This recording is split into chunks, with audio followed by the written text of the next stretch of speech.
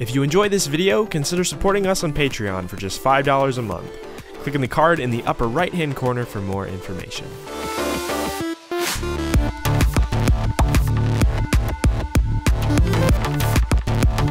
Hey guys, this is Julian of Julian Gray Media. Let's say that you followed one of my music tutorials on Ableton Live or something like that, and you're trying to get your music out there to listeners. You're trying to take that next step and release music so that people can actually listen to what you've been writing. So in 2018, you have two different types of outlets you can put your music out on. You have open form outlets like SoundCloud, Bandcamp, or YouTube, and then you have online retail stores such as Spotify, Apple Music, Google Play, or Amazon Music. So working with an open platform like YouTube or SoundCloud is very self-explanatory. You sign up for an account, you upload music, and if you run out of space, you just upgrade your storage if need be. I'm sure most of you guys that are already watching this are probably already using something like SoundCloud for sending work in progresses to other producers. It's a little bit more involved to get your music onto Spotify or Apple Music than it is to just directly upload it to SoundCloud. So as of June 2018, there's only two ways you can get onto an online retail store. You either work with a label to distribute your music, or you do it independently via an aggregator. Now there's tons of aggregators out there, and an aggregator is basically a delivery boy that's going to deliver your song to the store. A few examples of popular aggregators are CD Baby, TuneCore, or Ditto Music. But the sponsor of today's video, DistroKid, is my favorite aggregator to use for my own independent releases when I'm not working with a label. So there's always going to be pros and cons of working with any of the popular aggregators, but I found that the pros of DistroKid greatly outweigh the cons of the platform, and it's by far the best and easiest platform, as well as the most inexpensive platform to get your music out there. For example, some aggregators charge per release, or they take a percentage of your royalties, whereas DistroKid only charges you a one-time annual fee, and you get unlimited releases, and you get to keep 100% of the royalties made, which is a sick deal, I think. So the annual fee for DistroKid is a super duper cheap $20 a year, and you can actually get that even farther down by using my affiliate code. That link is going to be in the description below. The channel gets a small kickback if you sign up for DistroKid with that affiliate link, and you get a small discount on your end too, so you don't have to pay that full $20 for the first year. So now that I've gone over the basics of releasing music via an aggregator, we're actually going to go through the process of releasing a song on DistroKid. So let's hop into the studio and get started.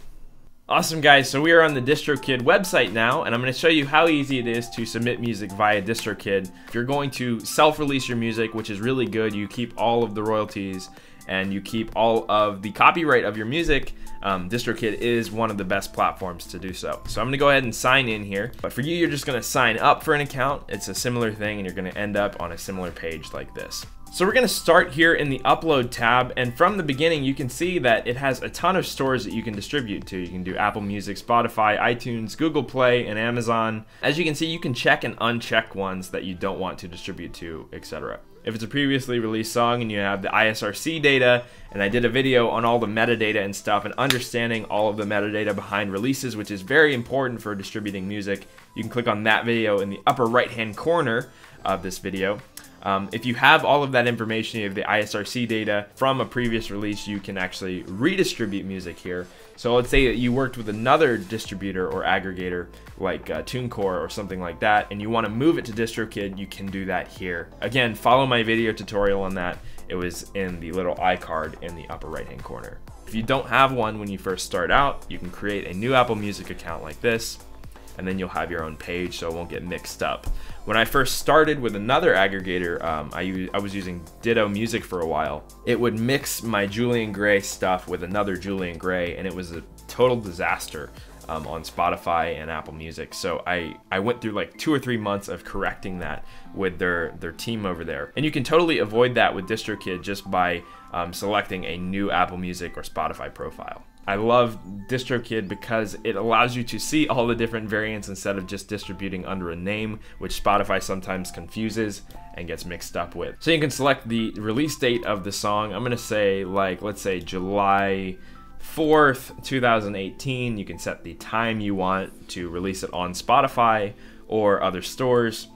You can set the time synchronization to the listener's time zone, which basically prevents it from leaking. So you have like European listeners that are obviously 12 hours ahead of us or whatever time it is. It's not that big of a deal, but it prevents Spotify from putting it live on American Spotify when it's already out in Europe or something like that. You can do pre-orders, which is very cool. Set your record label. Mine is Julian Gray Media. And then you can upload a cover art. I'm just gonna go ahead and grab like some ridiculous cover here. I'm not going to actually release this song. I'm just doing this for the example of doing so. We can use this as the album cover, and then we can set the English genre. We can do, let's do electronic music, and then the secondary genre within that, I love progressive and electro house, so I'll just do electro house. You set your track title. I'm just gonna call this demo song.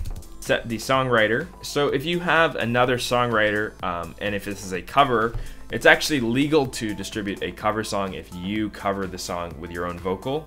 If you remix somebody else's recording, then you're imposing on the recording rights, and that's when it becomes illegal. But if you sing like a cover of, let's say, Frank Sinatra, you can actually distribute it like this as long as you own the actual recording. In our case, I'm not distributing. It's an original tune, it's not a cover, etc. No explicit lyrics because there is no lyrics. And then you can set the price point. There's 3 different price tiers for things like iTunes and Apple Music. You can select your audio file. Again, it mentions the ISRC code, which is if you own the song and you uploaded it to SoundCloud, you might have already generated metadata for that song. If you don't upload it to SoundCloud or something like that, then you can just bypass it and use the ISRC code that DistroKid supplies. If I put something on TuneCore and I have the ISRC code for that song and it's on my Spotify and I remove it from TuneCore, I can re-upload it on DistroKid with the same code and all of the stats will carry over. That's why you keep track of your ISRC codes. So this is a song that contains no lyrics. And then you have some extras here. If you want Shazam and iPhone Siri, so you can ask Siri to identify your song, or you can ask Shazam to identify your song. You can check that here. It's only $1 a year. Store Maximizer is if you want to distribute to new stores as they add them, you can do that here. And then if you want to permanently put your songs on the store without having to renew your $20 fee every year or whatever it is, you can set $30 one-time fee and then they will never delete your music from the stores. And then there's a few other checkboxes at the bottom here. Hit done. It's gonna upload the 2 songs. So that's the process of distributing on DistroKid. For you, it'll be a real release and you can set the pre-orders and stuff like that, and you can now go ahead and plan the actual strategy for releasing this song elsewhere now that it's already online. And that is pretty much it. That's how you release music on Spotify, iTunes, Google Play, Apple Music, all of the stores in 2018. And if you want to sign up for DistroKid or try it for yourself, there's a discount affiliate link again in the comment section or the description section of this video, and you can check it out for yourself at a discounted price. And I also get a small kickback on that. So if this video helped you and helped you release your music on your favorite stores, give it a like. Let me know what you think of DistroKid and other aggregators down in the comment section below, and make sure to subscribe to the channel. I make 3 videos a week. I am Julian of Julian Gray Media, and I will talk to you in the next one. Bye-bye.